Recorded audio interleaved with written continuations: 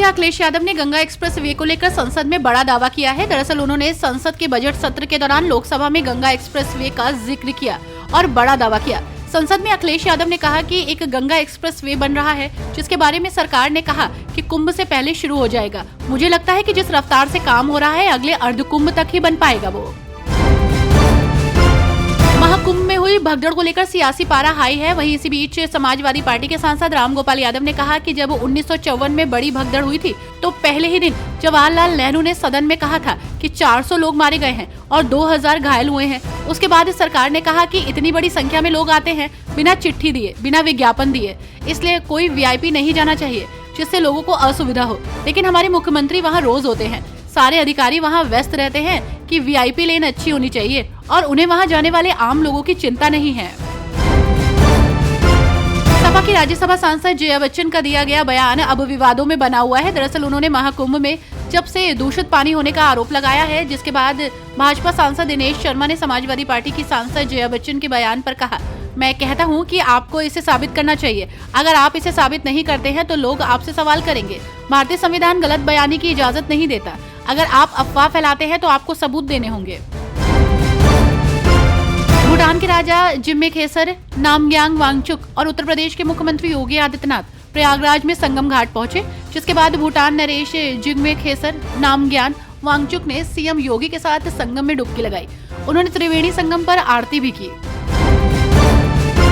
उत्तर प्रदेश के इलाहाबाद लोकसभा क्षेत्र से कांग्रेस सांसद उज्जवल रमण सिंह ने आरोप लगाया कि प्रयागराज महाकुंभ में भगदड़ के कारण मारे गए लोगों की वास्तविक संख्या छिपाई जा रही है। ये घटना सरकार की अव्यवस्था के कारण हुई है। उन्होंने लोकसभा में राष्ट्रपति के अभिभाषण पर लाए गए धन्यवाद प्रस्ताव पर चर्चा में भाग लेते हुए ये कहा कि भगदड़ की घटना की जांच के लिए संयुक्त संसदीय समिति का गठन होना चाहिए।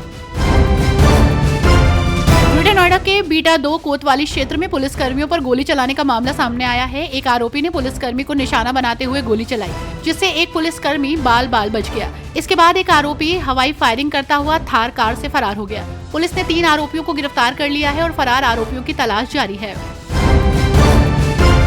कानपुर के जिलाधिकारी जितेंद्र प्रताप सिंह ने आज सुबह मुख्य चिकित्सा अधिकारी कार्यालय में औचक निरीक्षण किया। उपस्थिति पंजिका में दर्ज 101 चिकित्सकों और कर्मियों में से 34 अनुपस्थित पाए गए, जिनमें स्वयं सीएमओ भी शामिल थे।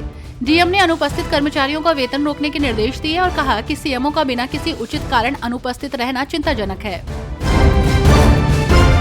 केंद्र सरकार के किसान सम्मान निधि योजना के तहत उत्तर प्रदेश के जालौन जिले में 2,40,000 से अधिक किसानों को लाभ मिल रहा था। हालांकि अब तक केवल 95,438 किसानों ने ही फार्मर रजिस्ट्री कराई है, जिसके कारण 18वीं किश्त का भुगतान रोक दिया गया है। किसानों को जल्द से जल्द फार्मर रजिस्ट्री कराने को कहा गया है। दादरी नोएडा गाजियाबाद विशेष निवेश क्षेत्र के रूप में नया नोएडा बसाने की तैयारी है।